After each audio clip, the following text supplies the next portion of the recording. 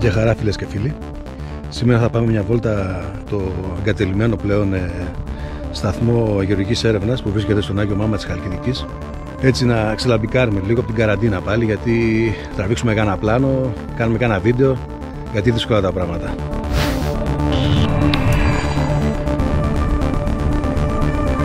Το εγκατελειμμένο έχει μια κρυφή γοητεία.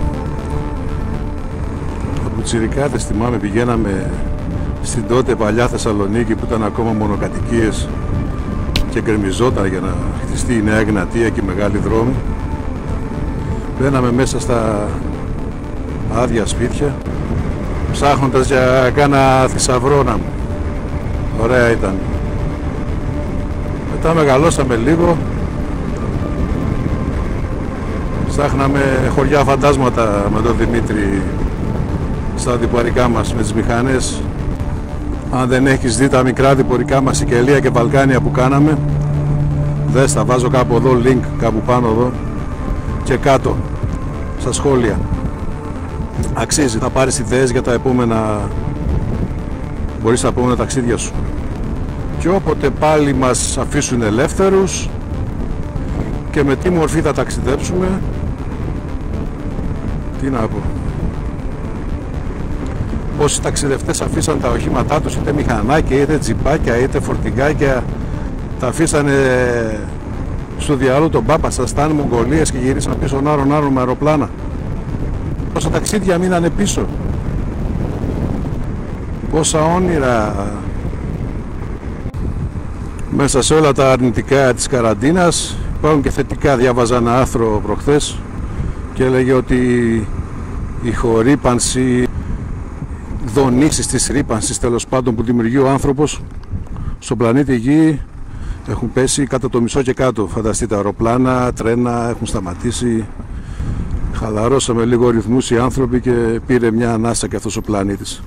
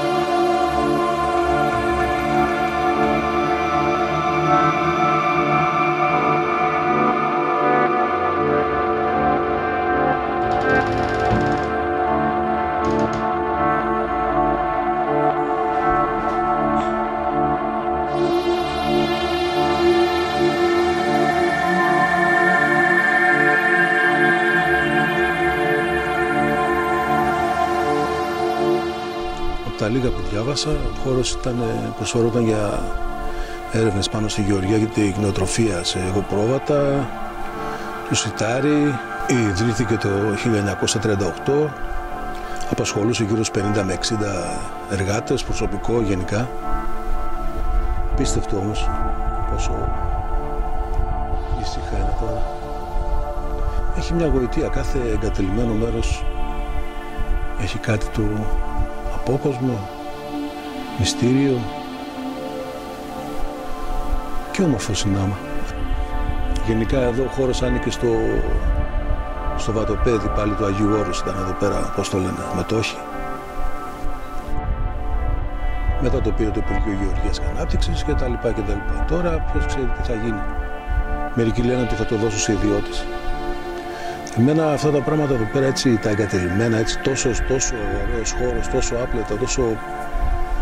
μου θυμίζουν κάτι παλιά εργοστάσια και κτίρια που ήταν στην Ευρώπη, θυμάμαι, πηγαίναμε με την πάντα, με το συγκρότημα, όπου τα μπαίναν μέσα νέοι άνθρωποι και τα κάνανε, τα καθαρίζαν, τα κάνανε όλα καινούρια και γινόταν μέσα πολύ όμορφα πράγματα.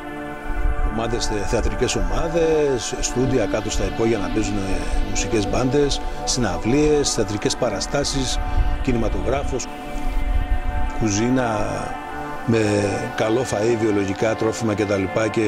Και φθηνό σχετικά. Food for the people, το λέγαμε. Κουζίνα του λαού.